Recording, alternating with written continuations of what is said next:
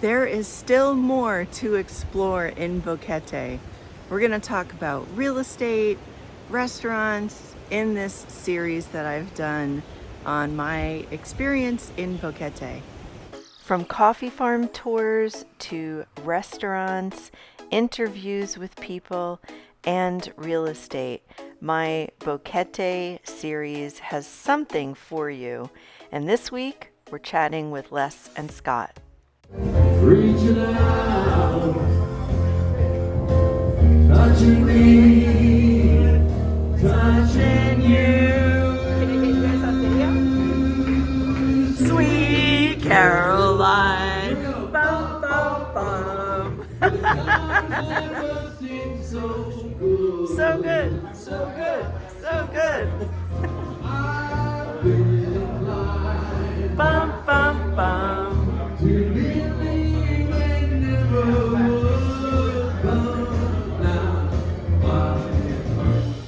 Look at the night, and it don't seem so lonely. We really are lonely. You guys, we're in for an exciting story with Les and Scott. Can you say hi to my subscribers? Hi. All right, these guys drove to Panama. Who wants to start this story of how that happened? That's you. You want me to? Yes, that's you. Well, I did a lot of research, and I literally watched hours, mainly of YouTube videos, a lot of online reading. If anybody remembers when Google was a brand new thing around 2005, one of the first things I Googled was, can you drive to South America? And I was reminded of something that came back from biology class in reading National Geographic. There's this thing called the Darien Gap between Panama and Colombia.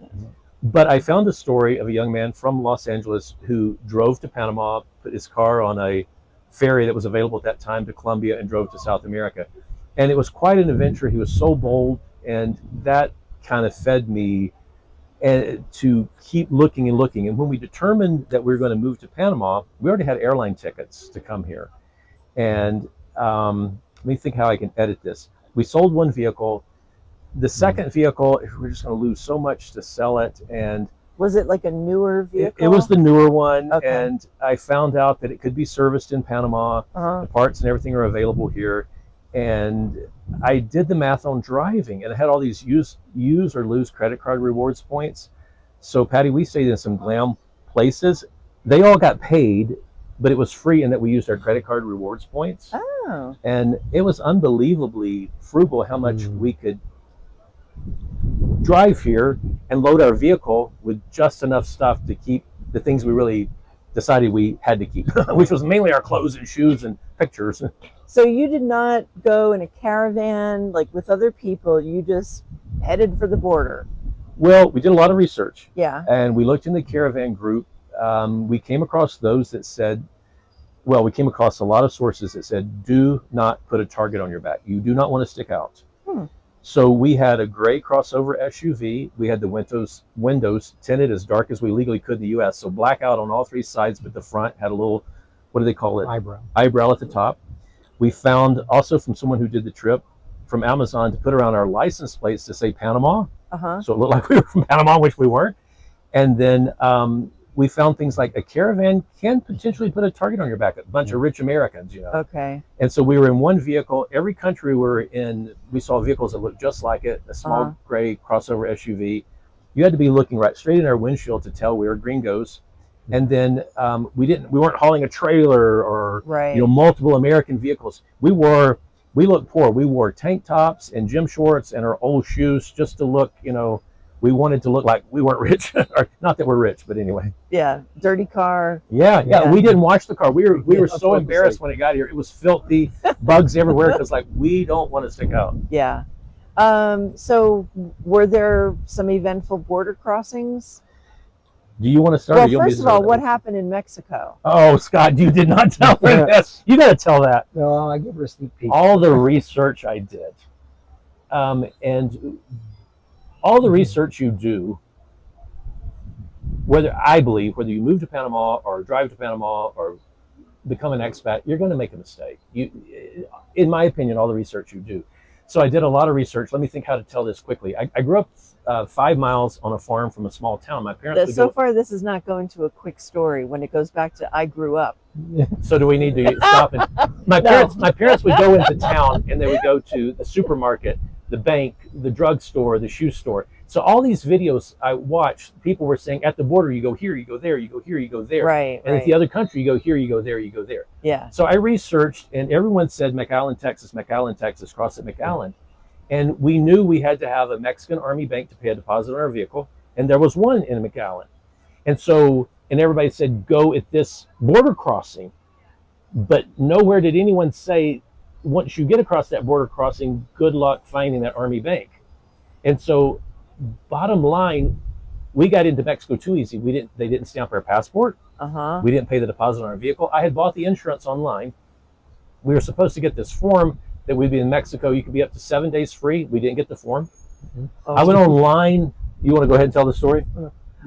Anyway, so we got across the border and we're parked like, what do we do? This is not right. And a security guard who spoke English and Spanish said, well, where are you spending your first night? And we told him, he goes, it's a port town. Just drive there, go to the Army bank, they'll fix everything. Not so. So we were 4 days illegal in Mexico, and every night from like 2 to 4 a.m. we'd both wake up and toss and turn like, are they going to arrest us? Are they going to take our vehicle? But the first night in Mexico, we went to the Army bank and we talked to the branch manager and her coworker, both who both understood English. The assistant spoke English, and they're like, just be honest. If you get stopped, tell them the truth. We're a safe country. And we got stopped like 12 to 15 times, never by the police, by the checkpoints. No one asked for our passport. Oh, wow. It was always, why are you here? Where are you from? If we said U.S., they want to know where from. Where in the U.S.? If we said Kansas City, Patrick Mahomes, Kansas City Chiefs. And then, why are you here? How long are you here? And did you just say, like, we're driving through? The destination is Panama? We just told the basics and, like, please don't check all our paperwork because our passport's not. And no one did. No one did. Until? We drove across the border from Mexico into Guatemala. Yeah. And everything was good, but the guy in Guatemala said, where's your stamp? Mexico. And it's like, It's back in Mexico. They let us leave our vehicle in Guatemala, walk back into Mexico. It worked out great. All the officials at the border of Mexico were incredibly professional, incredibly nice. We were told that, hey, basically pay a $48 per person fine. That's fine. That's fine. And we'll fix everything. And so they did. And we went on from there. The people in Mexico were wonderful. You can't cross anywhere and everywhere in Mexico and go more than, my understanding now, is more than 20 kilometers from the border and stay more than 72 hours. If you do, you're not in there legally. Fact check me on that, and that could have changed since we crossed in September. Perhaps I misunderstood after originally definitely misunderstanding. And then what about any other border crossing issues? In Guatemala, I'm doing all the talking. Oh, you're doing You great. want to tell about the gentleman in Guatemala? He just wants to be the pretty sidekick. So we were delighted to get out of Mexico and Guatemala. There was nothing wrong with Mexico, but just knowing you're there illegally, it's Yeah. And so Guatemala, we would have taken practically a beating. The gentleman that was the top dog getting us into Guatemala, he was my age. You could tell he had some health issues, probably his hips, his knees, probably needed to retire. He spoke some English, and he had had a very bad experience living in Texas. And he really gave us a verbal lashing about traveling in Central America and not speaking Spanish. The problem was our phone service didn't work, and we couldn't use Google Translate. Everyone else on the Mexico side and Guatemala side used their personal Google Translate. Right. But with his English, he chose to. But that was probably the biggest negative, the only negative with an individual. Yeah. And then it was just smooth sailing. Leaving Guatemala to Honduras was easy. Honduras was wonderful. We stayed in a 5-star hotel in their capital. Please don't ask me how to pronounce the capital of Honduras. It was a bit of a challenge going from Honduras to Nicaragua. They were kind of mesmerized at 2 Americans. At one point, we had 6 people standing around our vehicle. They were like staring at us and they spent about 30 minutes trying to find our engine number and transmission number because we couldn't get into Nicaragua without that. So not even just the vehicle number, but the engine number and transmission number. There must be some issue with stolen vehicles and traded out parts. There's got to be a logical reason they want that, but Yeah. Right. And was that the country that you said there were a lot of trucks, like a lot of semis, and then you guys in a vehicle? Yes. Good memory. Going out of Honduras into Nicaragua, we were if there was, go ahead, Scott. I think we were the only actual car type vehicle. I saw Everything else was tractor trailers. tons of Yeah. semis, which, because we were a car, we got to pass them. A lot of motorbikes, because Yeah. Guatemala is almost all motorbikes. I don't recall seeing another passenger vehicle. If there was, No. I don't recall seeing it. Okay, but then what happened when you got into Panama? Well, let me tell a quick story about Nicaragua, if you don't mind. Our biggest challenge was leaving Nicaragua. We weren't up in the mountains then. It was very hot, very humid, and Nicaragua was a challenge. They had us stand outside 4.5 hours in the sun, and we went in about 30 minutes time. We got everything done, and we went to a place that had like an airport security where you put your bags through, and Google Translate either was not working right or the gentleman's speech or whatever, because he kept telling us to bring our hotel in. And finally, after I asked him about the 5th time, he said, bring the bags you took to your hotel. No problem. We each had a backpack. And we put him through the scanner as he looked at his phone and didn't look at our bags. And we got him, and we went outside and waited. And the inspector had just gone to lunch. And I believe you had an hour lunch, wouldn't you say? He got back. And I guess that was a bit of a negative experience with the person. He got abnormally close to me, and he goes, you only said you had 2 vehicles, 2 bags. You've got a carload full of bags. Because you understood it to mean the bags that we brought into the hotel. That's what Yes. Google Translate said after it Right, kept 4 right. times it said take our hotel Right. in.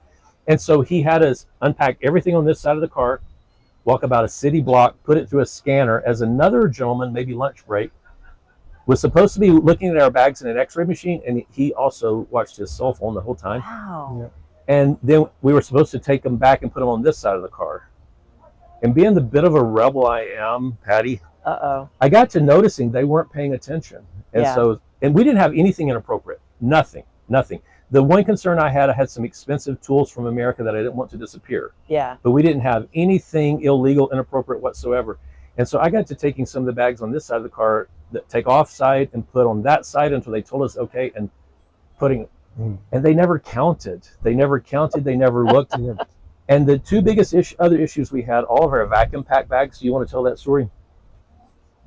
After they went through the x-ray machine, they wanted to open them up to see if there was something somehow hidden in there. Yeah. Well, we explained to them if we unseal these bags, we would have no way of. Right. Didn't have a vacuum. Yeah. back pack down to again. pump Yeah. They're not going to fit. Eventually, they said, "Okay, well now there's a And that's where all the paperback- contraband was, right? that's Yeah. yeah. Now there's a paperback book." Actually, I had spilled water on the paperback book. I dried it out in the sun the 4.5 hours we were waiting. Had I known it would have been an issue, it would have gone in the trash can. It was a free paperback book that someone gave me. Do you want to tell the story about the paperback book? It was a Western, It was a Western about a Texas Ranger. and on the front of the cover it had a gun. The Ranger Okay. with his pistol Yes. raised. Yeah. Well, that raised red flags. They started taking pictures of it, turning pages, taking pictures, sending these pictures to somewhere, Managua, the capital. Managua, to have Really? them analyzed. Yeah. Yes.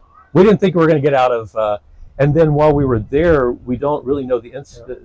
Our 4.5 hours waiting outside, we heard screaming and yelling inside, and this young man broke through a glass door and went running off into the jungle. And Across the border. what was your understanding? Which country was he going from or to? I'm He not was sure. going into Costa Rica. Attempting to leave Nicaragua and go to Yes. Costa Rica. I need to interrupt you guys. Do you recall just a few minutes ago when you said, "Oh, it was easy"? Oh, it This was does easy. not sound easy. The borders were the challenge, not being in the countries. The borders, the government borders. Yeah. It was not being in the countries. It was getting gas, staying at a hotel, Yeah. eating at restaurants, That's all fine. That was meeting great. people. Absolutely, there was. Okay, so the borders were like maybe the unexpected. And Nicaragua was the worst. And I'm sorry, we loved the geography of Nicaragua. We thought it was the most diverse geographic country, but it's a communist. Well, edit all out that you would need to, but it's a communist government. It just had a very different feel than all the other. Interesting. All the others are democratic governments, and boy, there was Uh-huh. just a very, very, everything with Nicaragua just felt very different. Wow. For example, once we crossed the border, and this is a good thing in some ways, but I felt there was a fear factor. We noticed every motorcycle had helmets on. They were driving single file, constantly flashing lights if there was a cop. You could tell in Nicaragua, everything was very, when we got into the capital of Managua, it's a little bit more like Central America, where people are kind of doing their own thing, but Yeah. not in the rural areas. You, Oh, you wow. could tell the government cracks a iron whip, Huh. whatever the word is. But then when you got into Panama, there was something about insurance, that Well- it was closed. Again, I don't care, in my opinion, how much research you do, whether as an expat you move to another country or as a driver you cross some borders, most likely you're going to make mistakes. Absolutely. Everything I read on Panama's website, and forgive me if it's there and I overlooked it, that could well be, I did not find anything that indicated, everything I found indicated the border we were crossing was open 24/7. I did not find anything that said insurance, and I don't remember the exact hours. Anybody crossing those borders, fact check me on this. Yeah. It's something like 9 to 5, Monday through Friday, you can buy insurance. Could I have potentially, like going into Mexico, I had my insurance online before we drove into Mexico. Could I have done that with Panama? Maybe, but everything implied, every video I'd watch, everyone I talked to, you just buy it at the border, buy it at the border, buy it at the border. We tried to drive in on Sunday and it was closed. So Panama, after Nicaragua, was the next challenging. It was just the time. Everybody was wonderful. Everybody was nice. And they even explained, like, well, you can't buy insurance on Sunday, but we will try to get someone here that can. And they did? They did. And we already checked out of Costa Rica, which we'd pay. You have to pay for 90 days car insurance in Costa Rica. They asked, will you be coming back? No, not 90 days. We could have turned around, Oh, but we already checked out. Right. And we didn't know the language barrier. We were, as Americans, we didn't want to be too pushy, North Americans, but we wanted to know, does this mean you will or you won't? Does this mean we need to go back to Costa Rica, or are we Right. coming in? Right. And so we're trying. That was the answer. Yeah, But yeah. in Panama, sometimes when people tell you tomorrow, it's a nice way to say it's not going to happen. Exactly. Yeah. So So you don't know. We were a little worried, but it happened. Yeah. Because here you are. And we would have gotten into Boquete about 3:30 in the afternoon, but because of the whole hiccup at the border, we got here 8 after dark. But we got here safely. And where did you go? Did you have a hotel in Boquete, or? Our tenants, we bought a house January of 2025. We rented it from February through the end of September. They had moved out on Friday. We arrived on Sunday night, and they're great tenants. They met us at 8 on Sunday night, gave us the keys, and yeah. So we moved right into our place. Yes. That you never saw in person, right? Before you put an That's offer another in? story. You're right. You're great memory, Patty. I made an offer on it without seeing it in person. That's a complicated, long story. But once we had made the offer, we did get to see it. We did get to meet the Okay, tenants. yeah. And earlier, when you and I spoke, I never got a chance to share that with you. So sorry for confusing you there. And how are you enjoying life in Panama? You've been here 5 months. I love it. I love it. Feel safe. The people are so friendly. And you've even started pickleball with some Panamanians in a neighborhood Yes. in the Caldera. He's very good at it. He's very, very good. Yes. We painted the courts. Yeah. We found a Yeah, place- we were talking about how, like, in the States, you'd have to get, permission from a municipality and, what kind of paint is it? And Yeah. and here it's like you ask, the mayor or some official, like, yeah, sure, paint away.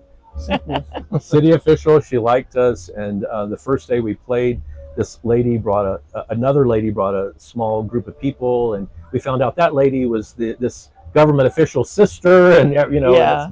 and one of my concerns is I didn't want a small town in Panama to think these gringos were coming in, taking over their basketball court. Right. And instead, they've endorsed it. And Yeah. when we play, it's usually half gringo, half Panamanians, Yeah. Yeah. So It's a great There was- time.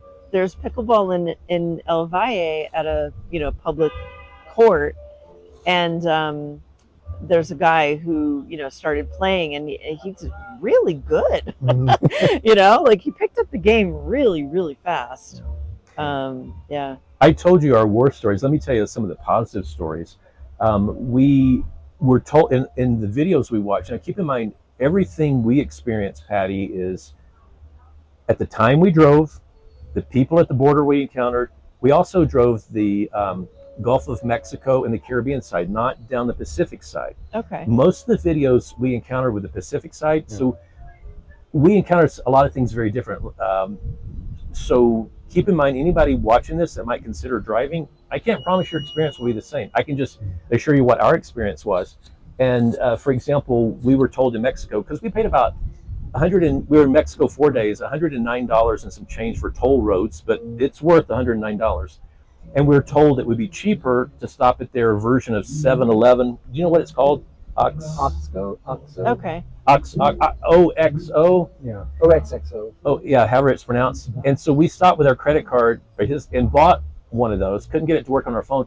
There were two workers, and they spent one of them spent probably 25 minutes with you trying to get it to work on his phone. They couldn't.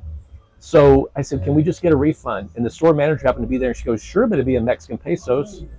That's fine. We got to go to the ATM anyway. And so that was a bit of a lifesaver, because we didn't realize just how expensive the toll roads would be until we could go to an ATM. And so that was a bit of a lifesaver. And they only take pesos. They only take pesos. All the other countries wanted American cash over their own currency. Oh, wow. But Mexico wanted, in which it's fine, it's their country. They wanted pesos, no debit card, no credit card. And then one day when we were off of the toll road, the only day we were a few hours off of the toll road, we encountered things that you had never encountered in the US. We encountered two little girls holding their hands out in the middle of nowhere, walking with their school uniforms on. And we encountered about a mile later a little boy like that. This farmer comes over and with recent news from Mexico, I know people may think we're crazy, but what we encountered versus the news we've heard was so different. I mean, we encountered people that were so gracious. Our first hotel, remember I said that the security guard said, go to your first hotel in a port city and they'll fix it. The lady there spoke English. She printed off the bank. We went to the bank branch manager who understood English. She found a coworker that spoke. They were all everybody was so wonderful to us. I mean, just so rolled out the red carpet in all of the countries. The gentleman lecturing us about not speaking, and then the guy in Nicaragua getting a little close, because I think maybe he thought at first we were up to something. And I apologize, lo siento, I can show you my Google Translate. Your guy was telling me to take the hotel in, and he said the bag's in the hotel. I'm not trying to pull a fast one. And we had some humorous experiences going into Nicaragua. I had Google Conversation on, and two Nicaraguan ladies didn't realize it. And the two ladies didn't know it was telling me what they said in Spanish. And they were looking, and one of them said to the other one, can you imagine having this many shoes? It's like, and here this many shoes in your life, your entire life, and here we had this many shoes at one time crossing a border. Anyway, so My mic died. How many days was the whole trip? 13. 13. We could have pushed it and have done it in 8. Anybody trying it, we went from Kansas City to Boquete, Panama. Anything less than 8, ugh. But 8 would have been aggressive. 13 was comfortable. We spent 4 days in Mexico, could have been 3. Spent 2 in Guatemala, could have easily been 1. Spent 2 in Honduras, could have been 1. Spent 1 in Nicaragua, and that was fine. Spent 2 in Costa Rica, could have easily been 1. Did you drive in shifts, and how many hours a day were comfortable to drive? Do you want to answer that, or you want me to? I drove the entire way. Because? How about in Mexico? I don't trust his driving. How about in Mexico? He wants me to do the navigating and the planning. Yes. How about in Mexico? But the hours. Our longest actually was in the U.S. Our biggest challenge of all things was in Dallas, Texas. We got in on a Monday in Dallas, and we were going from one side to Dallas to the other. It's been years since I've driven in Dallas onto the airport. I had no idea it would take over 2 hours to go from one side of Dallas to the other, 9 miles per hour in downtown. But our longest days, because of Nicaragua, we weren't driving 12 hours, but we put in 2 12-hour days because of getting in and out of Nicaragua. But it wasn't driving 12 hours. We had one day in Mexico where it was only like 4 hours, and both Costa Rica and Guatemala, because by then we were like, we got to slow down. And there were 4, 5, 6 hour days, but our worst days were in and out of Nicaragua, 12 hours from the time we left the hotel to the time we got there, but not 12 hours driving. Wow. Yeah.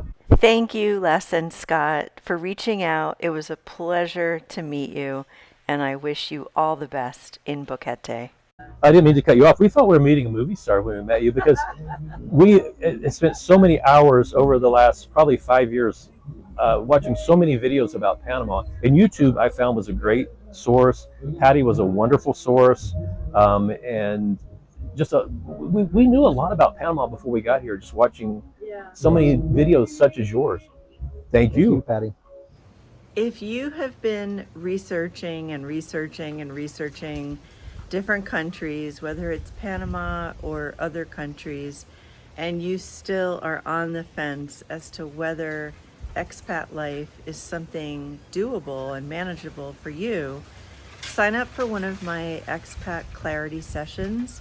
It's 90 minutes of a focused conversation, and we go over the answers to the questions that you give me before we have our session. So it's not just me gathering the information. I will have the information that is specific to you, and then we can go through things and you can evaluate and also kind of lean into that intuitive side and bring some creative thought process into it as well, to see if expat life is really something for you, or if redesigning your life where you currently are living is better suited. Thanks so much for watching.